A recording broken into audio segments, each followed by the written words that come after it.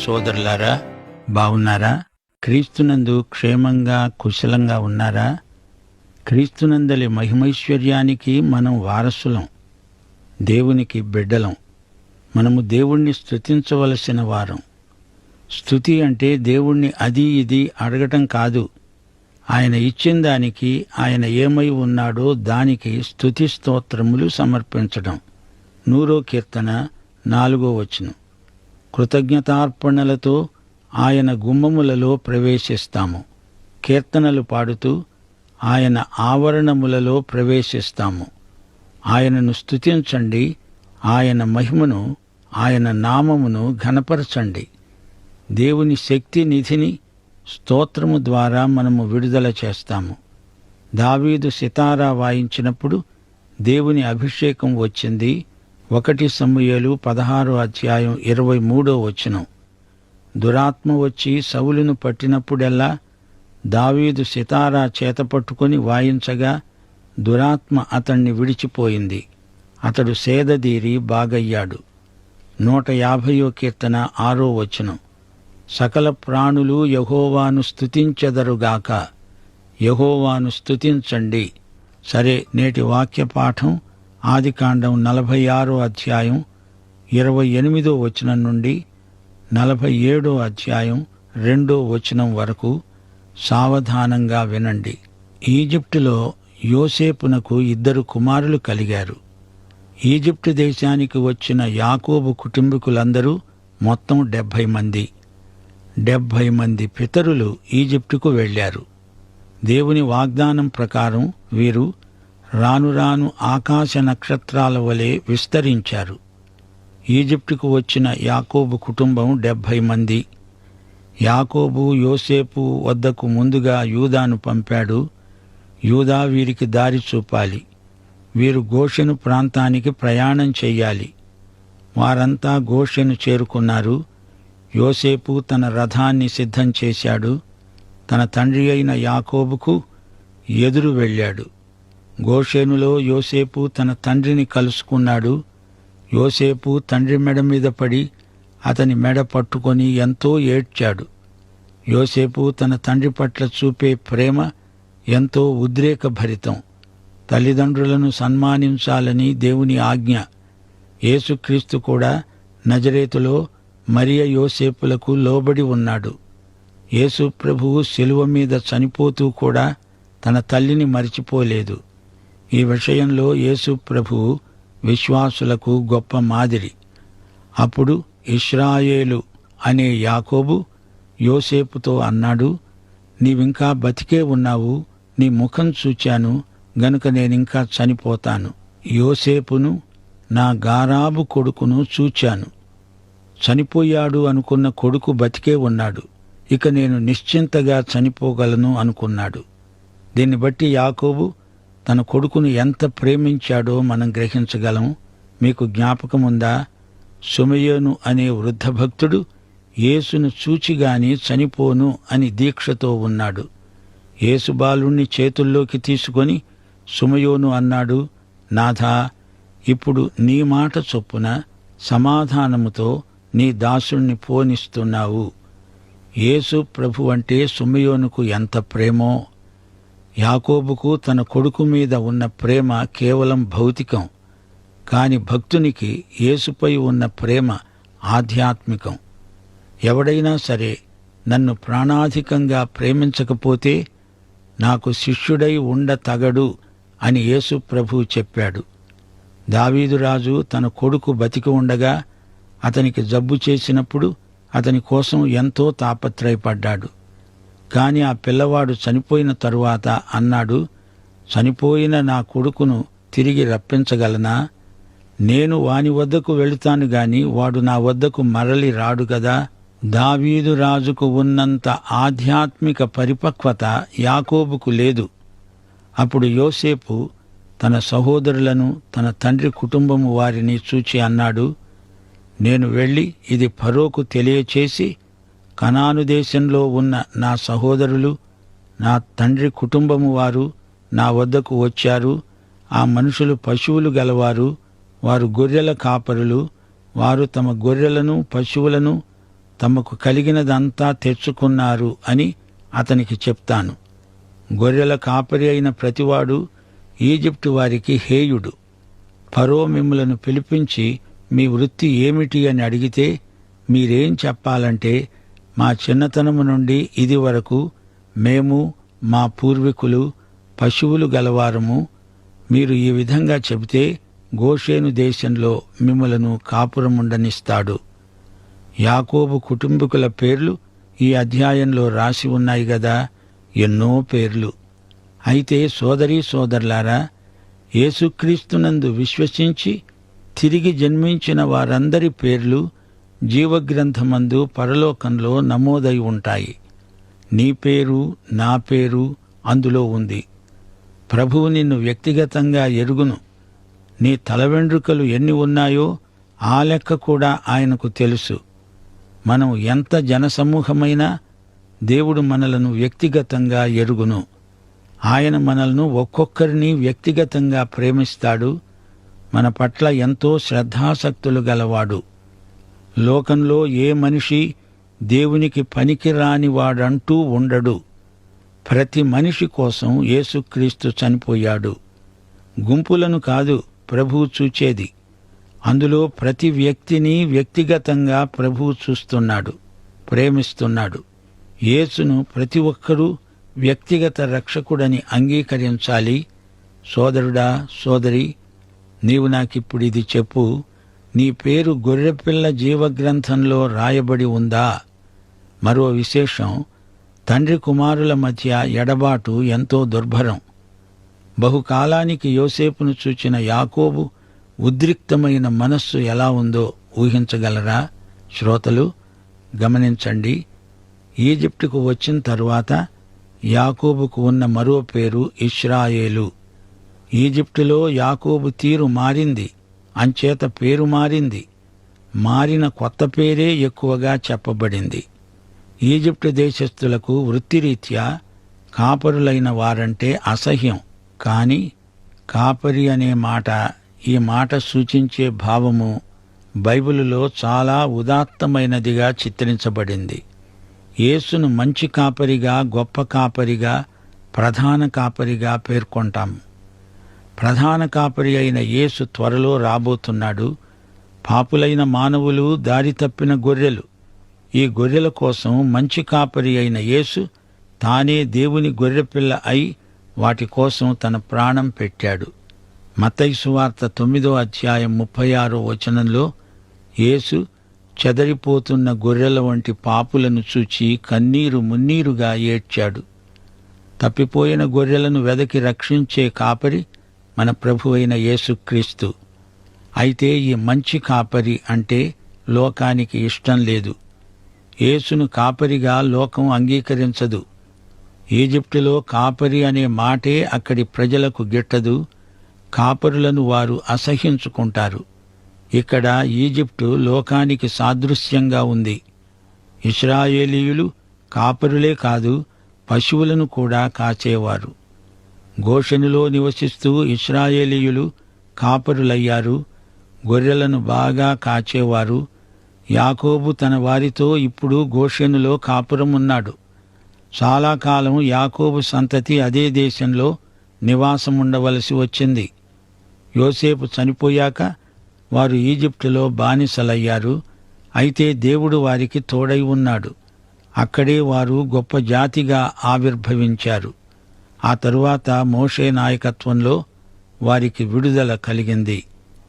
యోసేపును దేవుడు ముఖాముఖిగా కలుసుకొని మాట్లాడినట్లు లేదుగాని అతని జీవితమంతటిలో అదృశ్యమైన దేవుని హస్తమే అతన్ని నడిపించింది. యోసేపు జీవితమంతా దేవుని పర్యవేక్షణలోనే నడిచింది. తన వారికందరికీ చిట్ట చివరికి రక్షకుడు, సంరక్షకుడు అయ్యాడు. దేవుడు తన బిడ్డల జీవితంలో ఎప్పుడేది జరగాలో ముందుగానే నిర్ణయించి ఉంచుతాడు. ఏదీ ప్రమాదవశాత్తు జరగదు. యేసు అందరి కోసమై విమోచన క్రయధనమై తనను తానే సమర్పించుకున్నాడు. ఇది యుక్తకాలమందు సాక్ష్యార్థమై జరిగిన సంఘటన. యేసు కాలము సంపూర్ణమైనప్పుడు కన్యక గర్భాన జన్మించాడు. దేవుడంటున్నాడు, అనుకూల సమయమందు నీ మొర ఆలకించాను, రక్షణ దినమందు నిన్ను ఆదుకున్నాను.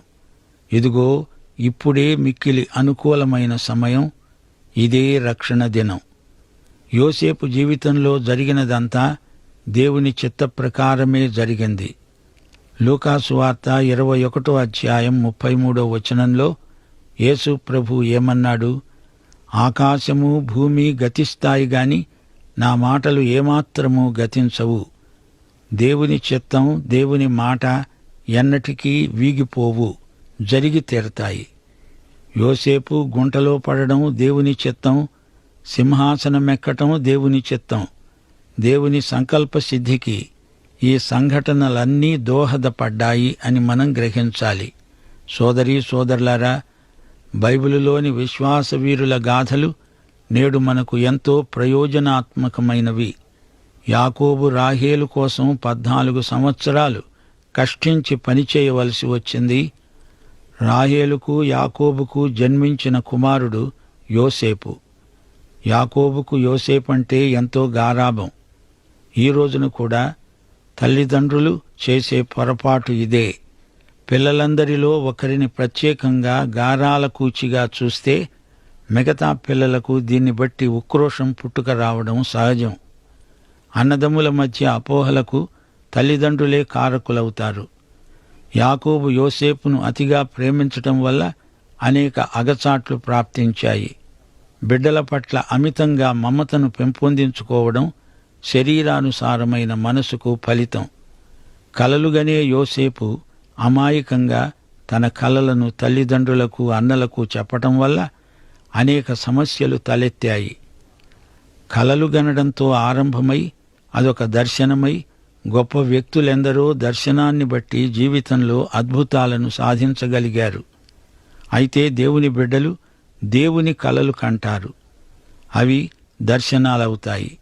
అపొస్తలుడైన పౌలన్నాడు, దమస్కు మార్గంలో దేవుడు నాకు చూపిన దర్శనానికి నేను అవిధేయుణ్ణి కాలేదు. సోదరీ సోదరులారా, దర్శనం లేని చోట ప్రజలు నశిస్తారు. ఈ రోజున దేవుని బిడ్డలు దేవుని దర్శనాలు చూడాలి. యువతీ యువకులు దేవదర్శనం చూడాలి. భవిష్యత్తు కోసం సిద్ధపడాలి. యేసు దర్శనమే మన దర్శనం, యేసు కోరికలే మన కోరికలు, యేసు ఆశయాలు, వాంఛలు అవే మన కోరికలు. యేసును ప్రేమించేవారు యేసుకు ఇష్టమైన వాటినే కోరాలి. అసలు బైబిలు వ్యక్తులలో ఎవరినైనా భక్తులు అంటున్నామంటే దానికి కారణం ఒకటే. క్రీస్తు యేసుకు కలిగిన మనస్సే మన భావజీవితాన్ని, భక్తి శైలిని మార్చగలదు. మన చిత్తవృత్తి యందు నూతనపరచబడుతూ ఉండాలి. ప్రాచీన స్వభావాన్ని వదులుకోవాలి. అది మోసకరమైన దురాశ, చెడిపోయిన స్వభావం. నీతి యథార్థ భక్తి గలవారై దేవుని పోలికగా అనగా యేసుక్రీస్తు పోలికగా సృష్టించబడిన నవీన స్వభావాన్ని ధరించుకోవాలి. దేవుని భయంతో పరిశుద్ధతను సంపూర్ణం చేసుకుంటూ శరీరాత్మలకు కలిగిన సమస్త కల్మషము నుండి మనలను మనమే పవిత్రపరుచుకుంటూ ఉండాలి. ఆ మాటకొస్తే తండ్రి కొడుకుల మధ్య అనగా యాకోబు యోసేపుల మధ్య ఎంత వ్యత్యాసముందో పరిశీలించండి. యాకోబు ఉపాయశాలి, యోసేపు ఉపకారశీలి. యోసేపు కూడా చెరసాల అనుభవంలోనే పరోపకారానికి ప్రతిష్ఠించబడ్డాడు. అంతవరకు తన కలలను గురించే చెప్పేవాడు. ఆ తరువాత ఇతరుల కలలకు అర్థం చెప్పి వారికి సాయం చేయసాగాడు. అదే ఉపకారశీలం. ఇంతింతై మరీ విస్తరించి ప్రపంచం మొత్తానికి అన్నం పెట్టేటంతగా నలుదిక్కులకు ప్రసరించింది అతని సౌశీల్యం. యాకోబు అలా కాదు. కుటుంబ జ్యేష్ఠత్వం అధికారపూర్వకమైనది, అది యాజకత్వమే. ఆ పదవిని ఆశించి దానిని దేవుడిచ్చేదాకా కనిపెట్టలేక, దేవుని మాట నమ్మలేక, ఉపాయంతో దాన్ని స్వశక్తితో సంపాదించుకోవాలని ప్రయత్నం చేసి మోసగాడని పేరు తెచ్చుకొని చరిత్రకెక్కాడు. దేవునితో పోరాటంలో దెబ్బతిని ఎట్టకేలకు దేవునికి లోబడక తప్పలేదు. సోదరీ సోదరులారా, ఎవరి జీవితం చూచినా, ఏ చరిత్ర చదివినా, ఎవరి గాథ విన్నా ఏమున్నది గర్వకారణం? యేసు ప్రభువు దగ్గరికి వచ్చిన ప్రతి మనిషికి గర్వభంగమవుతుంది. నా కుమారుణ్ణి ముద్దు పెట్టుకోండి, లేని ఎడల నాకు కోపం వస్తుంది అంటున్నాడు తండ్రి అయిన దేవుడు. సోదరీ సోదరులారా, గ్రహించండి. పాపి పాపానికి దాసుడు. దేవుని కుమారుడైన యేసు మనలను స్వతంత్రులనుగా చేశాడు గనుక మనం స్వతంత్రులమే. ప్రతి ఆలోచనను చెరపట్టి క్రీస్తుకు లోబరచాలి. వితర్కాలను, దేవుని జ్ఞానానికి ఎదురయ్యే ప్రతిబంధకాలను త్రోసిరాజనాలి. యాకోబు ఆత్మ సంబంధిగా పరివర్తన చెందటానికి ఎంతకాలం పట్టిందో చూడండి. ఎవరైనా క్రీస్తును అంగీకరిస్తే, ఆయన నామమందు విశ్వాసముంచితే దేవుని బిడ్డలవుతారు. అయితే ఎంతకాలమని పసిపిల్లలై ఉంటారు? దేవుని దీర్ఘకాలిక ఉద్దేశ్యం ఒక్కటే. ప్రతి మనిషిని క్రీస్తునందు సంపూర్ణునిగా చేసి ఆయన ఎదుట నిలువబెట్టాలి. సమస్త జ్ఞానం ప్రయోగించి ప్రతి మనిషికి బుద్ధి చెప్పాలి. ప్రతి మనిషికి బోధించాలి. సోదరీ సోదరులారా, విశ్వాసులారా, ఈ బైబిల్ పాఠాలలో మీరు నేర్చుకునేదంతా మీ విశ్వాసాభివృద్ధికి తోడ్పడాలి. అదే దేవుని చిత్తం. విశ్వాసం దైవ ప్రేమలో పనిచేస్తుంది, ఫలిస్తుంది. ఎవరైనా అంతే. అబ్రహామైనా, ఇస్సాకైనా, యాకోబైనా, యోసేపైనా, పౌలైనా, పేతురైనా అంతే. ఇదే విశ్వాస సూత్రం నీలో నాలో కూడా పనిచేస్తుందని జ్ఞాపకముంచుకోండి. దేవుని సత్యం విశ్వాసికి అనుభవ జ్ఞానమవుతుంది. పరిశుద్ధాత్మ ద్వారా, దేవుని వాక్యం ద్వారా ఇది అనుభవైక వేద్యమవుతోందని వేరే చెప్పనక్కర్లేదు. దేవుని వాక్యమే విశ్వాసికి ఏకైక ప్రమాణం. దేవుని వాక్య ప్రత్యక్షం వెలుగులో సమస్తము పరీక్షించాలి. దేవుని వాక్యం అనుభవంలో మాత్రమే రక్షణార్థమైన ఫలితాలు కలుగుతాయి. అయితే కేవలం అనుభవం మాత్రమే సిద్ధాంతం కాదు. పాత నిబంధనలో యెహోవా కార్యములు, సువార్తలలో యేసు కార్యములు అనగా కుమారుని కార్యములు, అపొస్తలుల కార్యగ్రంథం నుంచి పరిశుద్ధాత్మ కార్యములు మనము గుర్తించగలం. పరిశుద్ధాత్మ పరిశుద్ధుడు. తన పరిశుద్ధతను మనకు ఇవ్వటానికే మనలో నివసిస్తున్నాడు. హృదయశుద్ధి, ప్రేమ మనలో ప్రవర్తిల్ల చేసే క్రీస్తు ఆత్మే పరిశుద్ధాత్మ. యిర్మీయా గ్రంథం 31వ అధ్యాయం, యెహెజ్కేలు 36 అధ్యాయాలలో పరిశుద్ధాత్మ యొక్క పరిశుద్ధ ఉద్యమం పేర్కొనబడింది. పవిత్రీకరణ, పవిత్రపరచటం అంటే ఒక వ్యక్తిని దేవుని వినియోగం కోసం ప్రత్యేకించటం. ఇస్సాకు ప్రత్యేకత అదే. ఎవరికీ అట్టి అద్భుత ప్రతిష్ఠ జరిగి ఉండలేదు. దేవుని బలిపీఠముపై ఇస్సాకు ప్రతిష్ఠించబడ్డాడు. ప్రభువు కోసం చచ్చి బ్రతికినట్లే పునర్జన్మ సంభూతుడై లేచి వచ్చాడు. అందుకే ఇస్సాకులో ఎన్ని బలహీనతలున్నా అతణ్ణి దేవుడు వాడుకోవలసి వచ్చింది. దేవునికి ప్రతిష్ఠితమైనది మరొక పనికి వాడకూడదు. అది దైవ నిర్ణయం. పాత నిబంధనలో యెహోవా మందిరములోని సేవోపకరణములు పాతగిలినా వాటిని మరో రూపంలో వాడతారే గాని వాటిని తీసి పారవెయ్యరు. దేవునికి ప్రతిష్ఠించబడిన వ్యక్తి ఎట్టి పరిస్థితిలోనూ మరో పని చెయ్యడు, చెయ్యలేడు. నిర్గమకాండం 19వ అధ్యాయం 10వ వచనం. ఇశ్రాయేలు ప్రజలు దేవుని కోసం పరిశుద్ధపరచబడిన ప్రజలు. 1 పేతురు 2వ అధ్యాయం 9వ వచనంలో చెప్పబడినట్లు దేవుని సంఘం ఏర్పరచబడిన వంశం, రాజులైన యాజక సమూహం, పరిశుద్ధ జనం, దేవుని సొత్తైన ప్రజలు. సోదరీ సోదరులారా, హెబ్రీ పత్రిక 11వ అధ్యాయంలో విశ్వాస వీరుల జాబితా రాసి ఉంది గదా. ఎందరో మహానుభావులు, వారందరికీ జేజేలు. నిజమే, బైబిలు భక్తులు మన జీవితాలకు దూరంగా ఉండి తమ భక్తిని మనకు ప్రదర్శించటం లేదు. యాకోబు పత్రిక 5వ అధ్యాయం 16వ వచనం నుండి వినండి. నీతిమంతుని విజ్ఞాపన మనఃపూర్వకమైనదై బహుబలము గలదై ఉంటుంది. ఏలియా మన వంటి స్వభావము గల మనుష్యుడే. వర్షింపకుండునట్లు అతడు ఆసక్తితో ప్రార్థన చేయగా 3.5 సంవత్సరాల వరకు భూమి మీద వర్షం కురవలేదు. అతడు మరల ప్రార్థన చేయగా ఆకాశం వర్షమిచ్చింది, భూమి తన ఫలమిచ్చింది. అంటే ఏమిటి? అలనాడు ఏలియా ఎంత నీతిమంతుడో ఈ రోజున నీవు నేను అంతే నీతిమంతులం. అబ్రహాము, ఇస్సాకు, యాకోబు, యోసేపులు దేవుని దృష్టిలో ఎంత నీతిమంతులో ఈ రోజున మనము అంతే నీతిమంతులం. పౌలు ఎంత నీతిమంతుడో శిలువ మీద అప్పటికప్పుడు రక్షణ పొంది పరలోకానికి వెళ్ళిపోయిన దొంగ కూడా అంతే నీతిమంతుడు. నీతిమంతులలో గొప్ప నీతిమంతుడని, చిన్న నీతిమంతుడని ఉండరు. అందరము విశ్వాసమును బట్టి నీతిమంతులం. గనుకే మన ప్రార్థన మనఃపూర్వకమైనదై బహుబలము గలదై ఉంటుంది. బైబిలు గాథల్లోని వ్యక్తులను మనం ఇదే దృక్పథంతో చూడాలి. విశ్వాసమూలమైన నీతి మనది. నీతి కారణమైన నియమాన్ని అనుసరించాలి. విశ్వాసం క్రియామూలమైనది కాదు. దేవుని జ్ఞానానుసారమైన ఆసక్తి ఉండాలి. మనం విశ్వాసవాక్యములే ప్రకటిస్తాము. దేవుని కృపామహదైశ్వర్యంలో మనం పాలు పొందుతున్నాము.